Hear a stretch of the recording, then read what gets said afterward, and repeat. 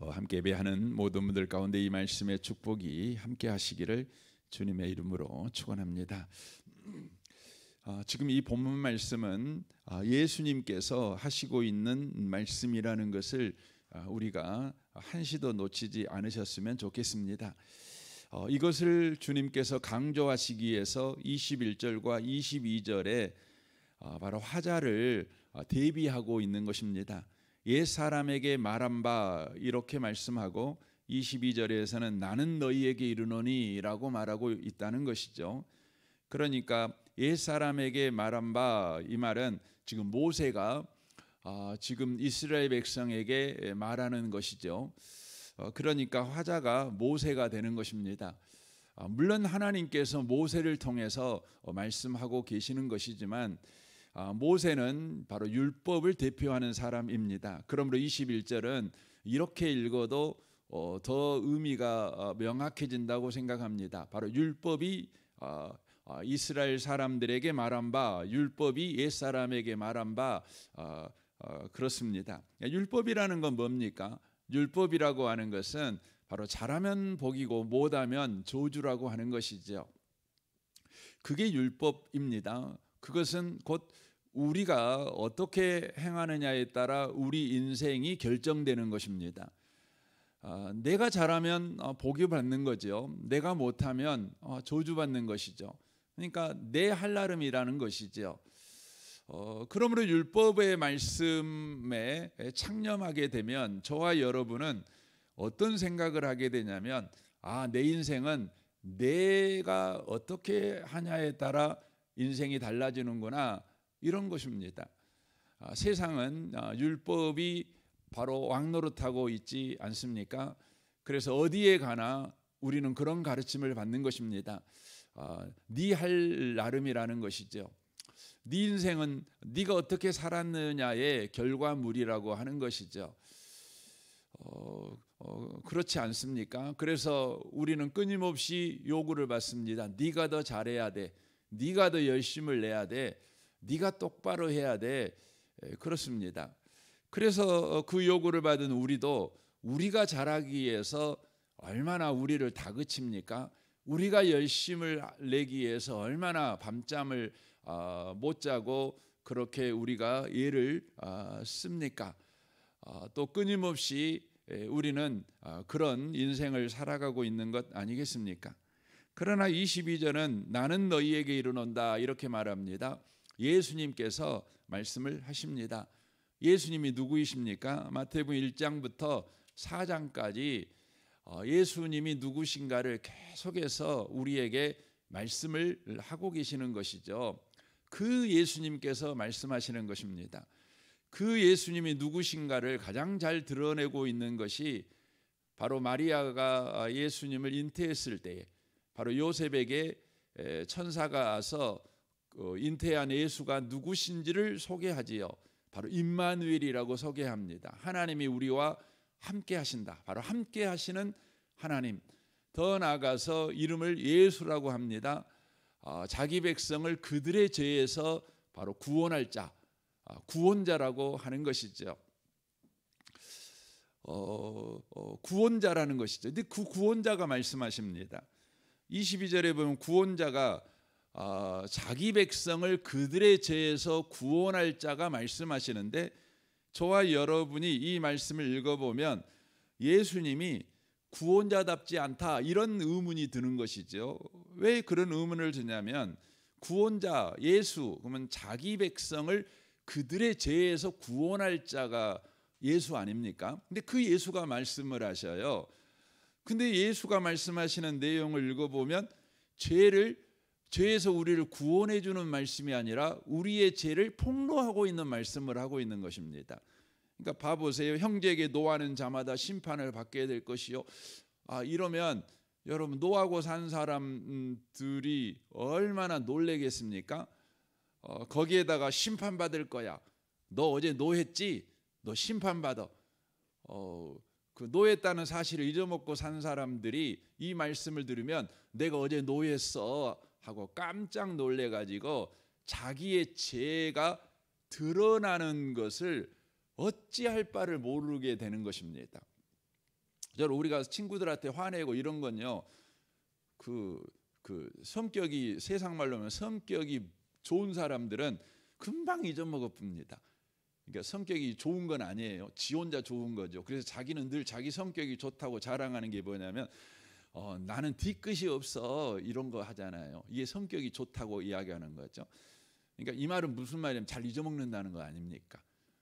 뭐 착한 일도 잘 잊어먹겠지만 자기가 한 나쁜 일도 잊어먹는다는 거죠. 성질 내놓고는 잊어먹습니다. 상대방은 지금 상처받아 가지고 밥맛도 떨어지고 잠도 못 자는데 자기는 아무렇지도 않아요.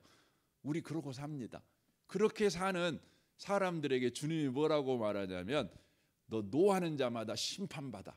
여기서 말하는 심판은 우리가 뭐 강주 법원에 가서 심판받는다는 정도가 아니라 하나님 앞에 받는 심판인 겁니다. 무섭잖아요. 어떻게 구원자가 죄에서 우리를 구원한다고 말씀해 놓고는 구원해 주는 건 안 하고 우리의 죄를 폭로하는 일을 하고 있는 것입니다. 형제에 대하여 라가라 하는 자는 공회에 잡혀가게 되고, 우리가 얼마나 이런 이야기 많이 합니까? 바보라는 말을 하지 않습니까?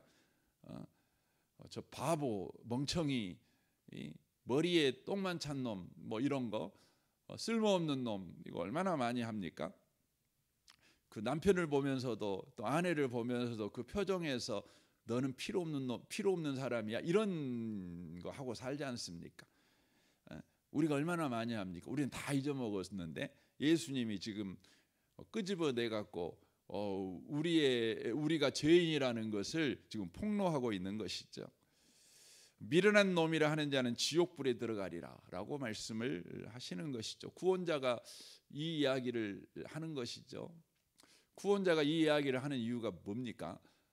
우리를 죄에서 구원하려고 우리 이 땅에 오신 분이 우리의 죄를 바로 폭로하는 것이죠.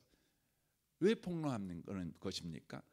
이걸 우리가 이해하려면 노마서를 이해를 해야 돼요. 노마서에 보면 그 복음이 왜 필요하냐, 예수님이 왜 필요하냐, 이것을 설명하기 위해서 노마서 1장 17절부터 이렇게 성경은 이야기합니다. 하나님의 진노가 불의로 진리를 막는 모든 경건치 않는 자들을 향하여 하늘로부터 쫓아 나타나니, 이렇게 되어 있습니다. 그러니까 왜 우리에게 구원이 필요하냐? 그럼 하나님의 진노 아래 우리가 지금 살고 있다는 거예요. 그럼 왜 우리는 하나님의 진노 아래 살고 있느냐? 그러면 2장부터 3장까지 이야기를 하지요. 성경책을 들고 있는 사람도, 성경책을 안 들고 있는 사람도, 어렸을 때부터 교회를 다닌 사람도, 교회를 한 번도 안 다녀본 사람도, 그리고 다른 불교를 믿고 이슬람을 믿고 유교를 믿는 사람도 다 죄인이다, 이렇게 말을 하는 거죠. 성경을 들고 있는 사람도 성경대로 안 살고, 성경을 안 들고 있는 사람은 뭐 말할 것도 없고, 또 뭐 불교나 이런 게 믿는 사람들은 양심을, 성경이 없으니까 내가 성경이 없는데 성경대로 내가 살 수가 없잖아요, 이렇게 말을 할 때 내가 너한테 양심 줬잖아, 근데 너는 양심대로 못 살잖아, 이렇게 이야기하는 거죠. 그래서 3장에 가가지고 뭐라는 것입니까? 의인은 없나니 한 명도 없다, 이렇게 폭로를 하는 거죠. 인생은 의인이 없어서 한 명도 없어.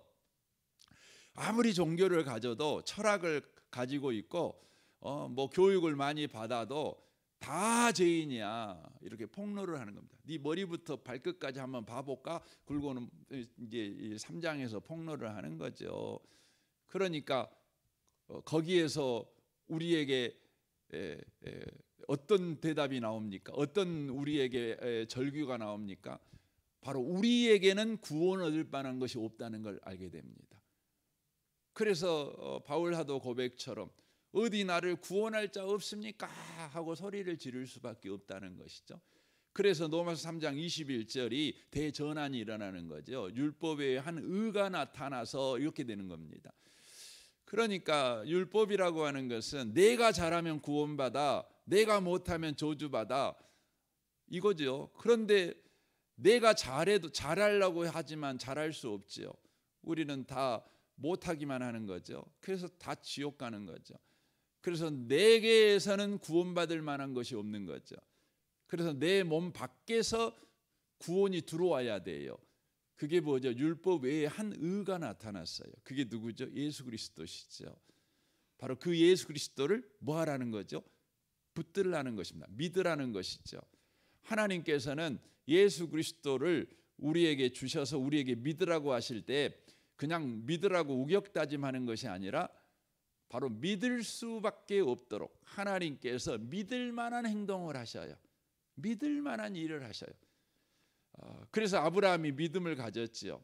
믿음을 가진 건 아브라함의 결심이나 결단이 아니라 아브라함의 인생에 하나님께서 바로 신실하게 행하셨어요.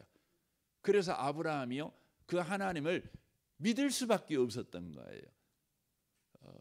그래서 믿는다는 건 뭐죠? 은혜인 거예요. 그래서 에베소서에서 말하잖아요. 왜 우리가 어떻게 믿음을 가졌어요? 은혜로 말미암아 믿어 그랬어요. 은혜로 말미암아 믿는 거예요. 은혜라는 건 뭐냐면 믿을 수밖에 없도록 일하시는 하나님의 신실함이죠. 그러니까 오늘 본문으로 돌아와서 왜 우리를 죄에서 구원하시겠다고 하는 예수님께서 우리의 죄를 폭로하십니까? 그것은 바로 너 자신은 너를 구원하지 못해. 나만 너를 구원해. 그러니까 너는 나를 붙들어야 돼. 너는 네가 한 일을 붙잡는 것이 아니라 내가 한 일을 붙잡아야 돼 라고 지금 말씀하고 있는 것입니다. 내가 너를 구원하는 일을 해서 그것이 바로 22장의 내용이 되는 것입니다. 그러면 저와 여러분이 그 예수를 믿으면 어떻게 되는 것입니까? 23절에 그렇게 됩니다. 그러므로라고 돼 있죠. 그러니까 예수를 여러분 믿으면 우리에게 어떤 일이 벌어지느냐? 그것이 그러므로입니다. 그러므로입니다. 이 구조가 로마서 바로 11장과 12장이 연결되어지는 연결이죠. 접속사인데 그 11장까지 로마서가 뭘 말하냐면 바로 죄인된 우리를 하나님이 어떻게 구원하셨는가, 하나님의 구원의 서정에 관해서 바로 한 인간인 저와 여러분, 그래서 죄로 문드러져서 우리 인간 스스로 인간을 구원할 수 없는 처지에 놓인 인간을 하나님이 어떻게 구원하셨는가, 그리고 그 구원은 바로 어떤 구원인가, 바로 우리에게 주어진 구원은 어떤 일이 일어나도, 어떤 그 현실 속을 살아도, 어떤 방해의 역사가 있을지라도 그 구원은 흔들리지 않는다는 거예요. 그 증명이 뭐냐? 바로 이스라엘이죠. 그래서 구약 로마서 9장부터 11장까지가 뭔 이야기냐면 하나님이 이스라엘 민족을 구원하셨고 구원한 이스라엘 민족이 어떤 상황에 빠지고 어떤 처지에 놓일지라도 그 구원은 하나님께서 역사 속에서 책임져 주고 있다.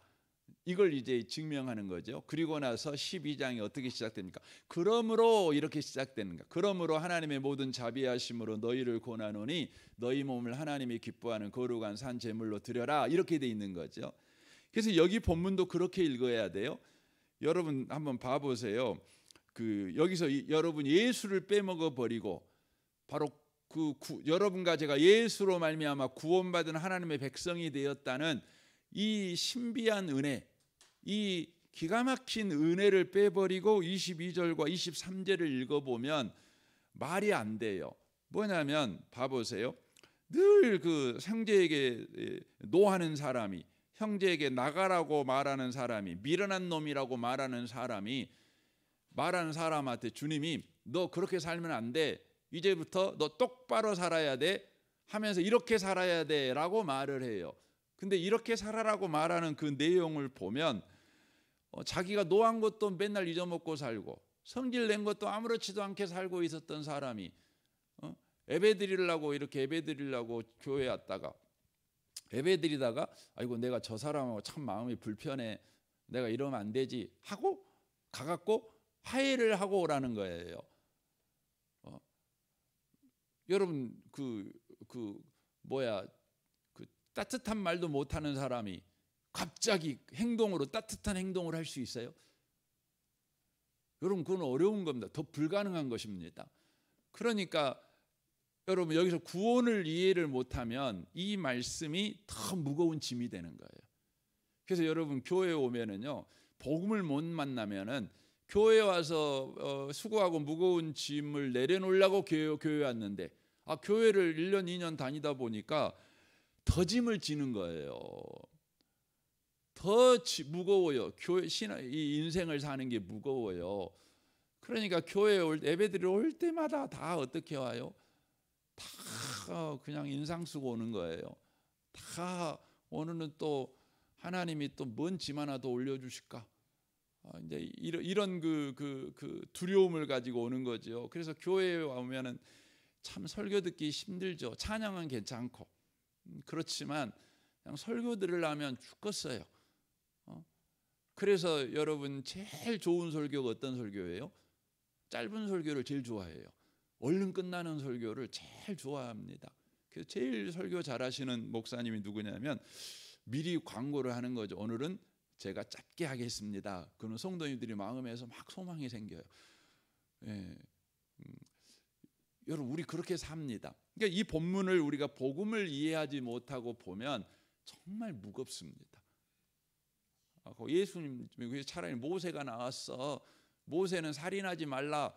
그것만 지키면 됐는데 예수님 만났더니 너 마음으로 말로 살인은 하지 말어. 그리고 너 적극적으로 가서 화목하고 살아.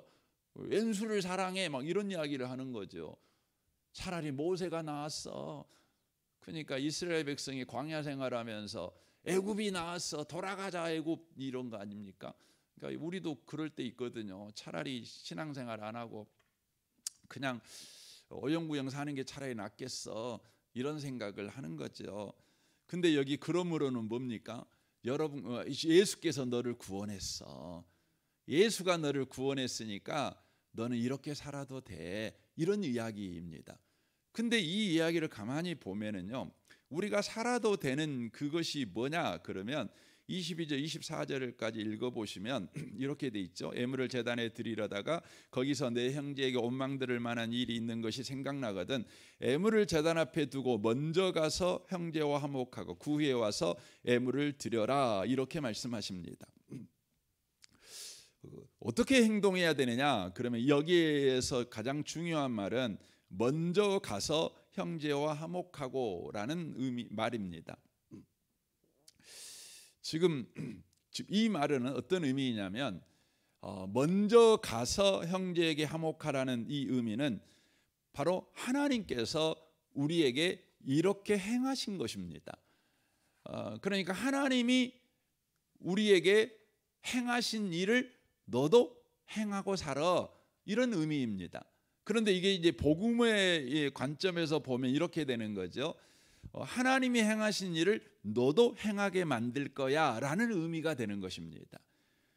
그러니까 23절부터 24절은 우리가 알아서 해야 될 일이 아니라 주님이 우리 가운데 이 일을 하게 하시겠다는 바로 약속의 말씀입니다. 그러니까 바로 이런 사람으로 너를 변화시킬 거야 라는 의미의 말씀인데 이 말씀은 하나님이 우리를 대하듯이 네가 다른 사람을 대하는 사람이 되게 만들 거야 라는 의미가 되는 것입니다. 로마서 5장 10절에 그렇게 돼 있죠. 곧 우리가 온수되었을 때 그 아들의 죽으심으로 말미암아 하나님과 화목하게 되었은즉이라고 돼 있습니다. 그러니까 하나님께서 우리를 구원하실 때 어떻게 우리를 대하셨냐면 하나님이 먼저 우리에게 찾아오셨습니다. 그리고 십자가의 죽으심으로 하나님과 우리 사이를 화목하게 하셨습니다. 여러분 생각해 보세요. 하나님과 우리가 있는데 누가 잘못했습니까? 하나님이 잘못했나요? 우리가 잘못했나요? 우리가 잘못했지요. 그럼 누가 먼저 가서 여러분 용서를 빌어야 되는 겁니까? 당연히 잘못한 우리가 가서 하나님 앞에 여러분 발이 손이 되도록 용서를 빌어야지요. 그런데 구원은 어떻게 해서 일어났습니까? 하나님은 어떻게 우리를 대하셨습니까? 잘못이 없는 하나님께서 잘못이 있는 우리에게 먼저 오셨어요. 그리고는 먼저 바로 화해를 바로 이루시는 일을 바로 행하신 것을 우리가 보게 되어집니다. 근데 그 방식이 뭐냐면 하나님께서 잘못한 자를 향하여서 진노해야 그게 공의의 하나님이죠. 그게 당연하죠. 하나님이 죄를 지은 자에게 진노하지 않으면 여러분 그것은 하나님이 아니십니다. 그러면 어떤 일이 벌어질까요? 여러분 잘못한 자에게 진노하지 않으면 그것이 뭐냐면 공의의 하나님이 아니시다 이런 말이 되거든요. 그러니까 이것을 다른 말로 말하면 법칙의 하나님이 아니시라는 것이에요. 여러분 공의는 바로 천지를 창조하실 때에 하나님의 바로 대원칙이에요. 대법칙이에요. 이게 공의의 하나님이 바로 반영되어 이 천지 만물을 만드신 것이죠. 그리고 천지 만물에는요 뭐가 있냐면 법칙이 있어요. 법칙. 뭐 만유인력 법칙이 있고 뭐 연력학 뭐 제1법칙이 있고 2법칙이 있고 뭐 3법칙이 있습니까? 아무튼 그런 것이 있죠. 뭐 심으면 거두고 봄이 지나가면 여름이 오고 뭐 가을이 오고 이렇게 변화가 있죠. 그리고 지구를 중심으로 해갖고 이 지구가 돌지 않습니까? 그리고 또 달이 또 지구를 또 돌지 않습니까? 또 지구가요, 이 태양계가요, 태양이 또 온 우주를 향해서 온 우주의 중심을 향해서 또 달리는 거 아닙니까? 저는 저번에 그 창조과학회 우리 교회 와갖고 그 영상 보여줄 때 제일 제가 그 놀랬던 건 뭐였냐면 저는 지구가 태양 주위만 이렇게 도는 줄 알았는데 태양도 우주를 향해서 도는 거. 태양이 도는 겁니다. 태양이 엄청난 속도로 도는데 지구는 또 우주를 향해 돌면서도 태양을 중심으로 막 돌고 있고 또 달은 또 지구 중심으로 돌면서 또 우주 중심으로 돌고 있고 와 정말 엄청납니다. 여러분 지구가 태양을 돌 때 1초에 얼마나 돕니까? 30만 킬로를 달려갑니다. 1초에 똑딱할 때 지구가 태양 주위를 30만 킬로로 달리는 겁니다. 안 타봐서 얼마나 속도가 빠른지 모르잖아요. 30만 킬로잖아요. 여러분 100킬로만 가도 얼마나 무섭습니까? 30만 킬로. 그렇게 어마어마하잖아요. 이게 공의의 하나님 때문에 그런 겁니다. 근데 이게 한치의 오차도 없는 겁니다. 가다가 여러분 30만 킬로로 가는데 0.1초만 여러분 브레이크 밟으면 어떻게 돼요? 여러분 100km 가다가 확 브레이크 밟으면 어떻게 되죠? 차 뒤집혀 불죠. 근데 30만 킬로 가다가 그냥 지구가 갑자기 확 멈춰. 그럼 여러분 이건 끔찍 정도가 아니죠. 그러니까 여러분 지금 우리가 이렇게 지금 서로 잘났다고 살고 있는데 여러분 1초만 멈춰보면 끝나는 것입니다. 우주가 끝나는 것입니다. 근데 하나님은 공의의 하나님이세요. 그래서 그것이 지켜지는 것이에요. 지켜지는 것입니다. 그러면 죄 지은 사람은 벌 받아야 되는 것입니다. 그런데 우리 하나님께서 그 원칙을 지키시죠. 지키시는 방법이 뭐죠? 죄 지은 우리에게 벌 주는 겁니까? 아니에요. 바로 아들에게 그 죄를 뒤집어 씌운 거예요. 공의를 예수에게 바로 행하신 거죠. 그게 뭐죠? 십자가입니다. 그래서 십자가 그렇게 참혹한 것입니다. 참혹한 것입니다. 인간의 죄에 대한 하나님이 죄를 어떻게 대하시는가를 보여주는 장면이 뭐냐면 십자가예요. 십자가는 바로 공의의 하나님이 바로 인간이 지은 죄를 벌하시는 바로 심판의 현장인 것입니다. 그래서 저와 여러분이 어떻게 되죠? 구원받는 겁니다. 왜 그렇게 구원하신 겁니까? 하나님은 공의의 하나님이지만 또 하나님은 사랑의 하나님이시죠. 사랑의 하나님이 뭡니까? 사랑의 하나님은요, 어떤 죄도 용서해 주는 것이 사랑의 하나님이십니다. 그러니까 어떤 죄도 용서하지 않는 게 공의의 하나님이라면 어떤 죄도 용서하는 게 사랑의 하나님이에요. 그럼 여러분 얼마나 모순입니까? 모든 방패를 뚫어버릴 수 있는 창과 어떤 창도 막아낼 수 있는 방패, 여러분 세상에 존재할까요? 그러면 두 개가 만나면 어떻게 되죠? 이런 모순이 어디가 있습니까? 근데 이 모순을 하나님께서 어떻게 해결했죠? 예수로 해결했어요.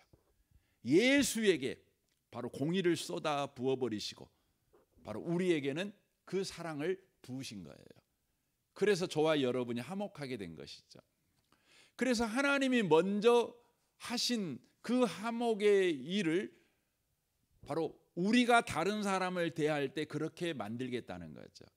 그래서 여러분과 제가 예수를 믿으면 예수께서 우리 안에 지금 이 일을 시작하고 계신다는 것이죠. 이제 내일 이 부분을 좀 나눴으면 좋겠습니다. 사랑하는 성도 여러분, 오늘도 여러분과 제가 놓치지 마셨으면 좋겠습니다. 예수님은 구원의 하나님이십니다. 우리를 구원하십니다. 그래서 저와 여러분이 오늘 이 말씀을 읽을 때요, 무섭지 않고 소망이 생기는 것입니다.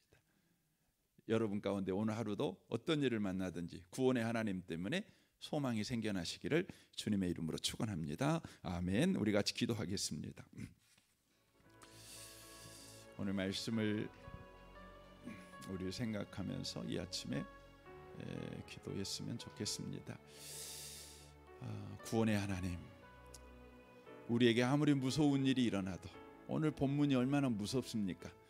그러나 구원의 하나님 때문에 이 본문이 우리에게 사랑스럽고 소망이 되고 은혜가 됩니다.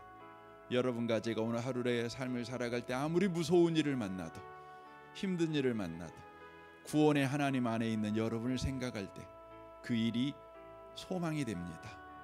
그 일이 기대가 됩니다.